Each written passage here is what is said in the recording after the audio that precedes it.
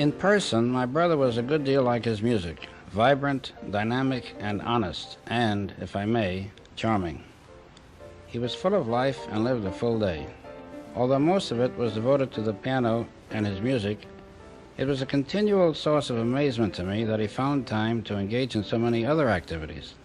He was a fine painter, a good golfer, a discerning and courageous art collector, an excellent photographer, a wonderful dancer, whether at a ballroom or taking a moment out of his show rehearsal to break into a tap dance. And socially, he was one of the most sought-after young men in New York, or whatever city he happened to be in.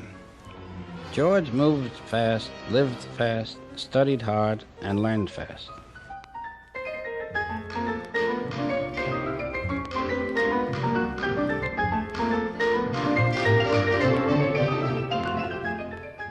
From 1917, when he began his career as a composer, to 1937, when his life was ended by a brain tumor, George Gershwin was a musical meteor.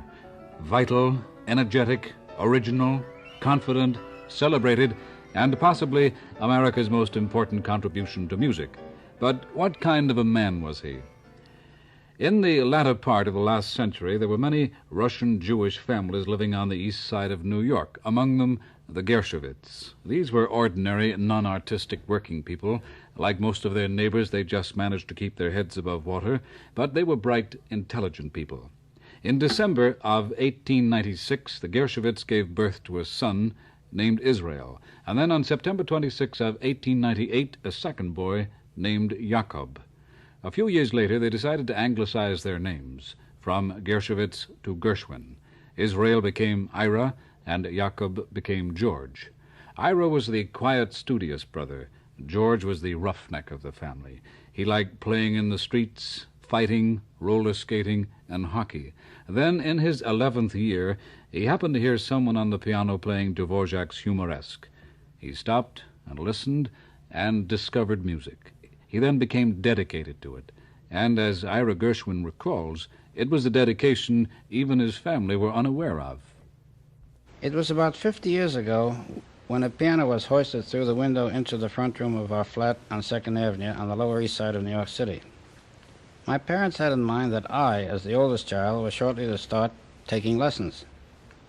But the upright had scarcely been put into place when George, he was then 11 or 12, twirled the stool down to size, sat, lifted the keyboard cover, and played an accomplished version of a then popular song. Naturally, we were all startled at this hitherto undisclosed talent of his. How? When? We wanted to know. He made it sound very simple. Whenever he had the chance, he'd been fooling around and experimenting on a player piano at the home of a schoolmate around the corner. So, with little discussion, and certainly no argument from me, it was decided that the lesson taker would be George. George quickly learned to read music and soon was playing the Assembly March at school. Later, he performed the same function at the High School of Commerce. But he remained there only one term. Broadway and its songs fascinated him far more than a future of double entry. After an audition at Jerome H. Remick and Company, where he was asked to play not only some of the house songs, but to transpose them then and there, he was hired that very day as one of the staff at $15 a week. And he was only 15 years old, undoubtedly the youngest pianist ever to join a professional department in the popular song business.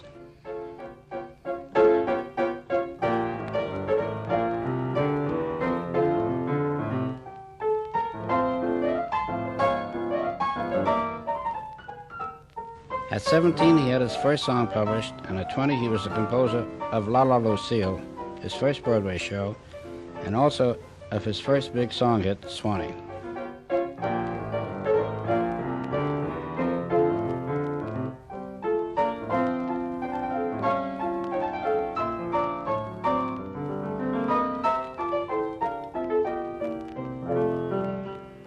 George Gershwin was 21 when he wrote Swanee, and he couldn't possibly have given himself a more wonderful birthday present than that song. It was the key to the door of success, and the door was to remain wide open to him for the rest of his life.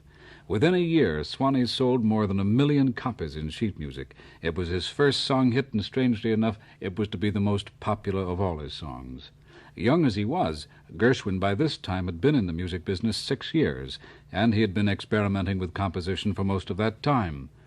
His first published instrumental piece was a piano rag issued by Remix in 1917, at about the time that Gershwin decided to give up piano pounding for that company. The music was a typical rag of that period, and he called it Rialto Ripples.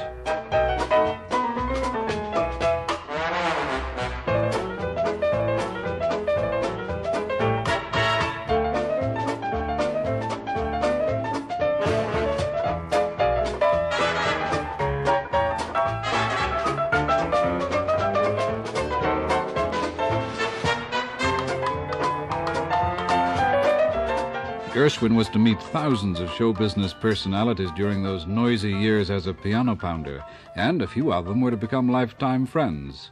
One of them was Alfred Newman, who eventually became the most outstanding of Hollywood music directors. I first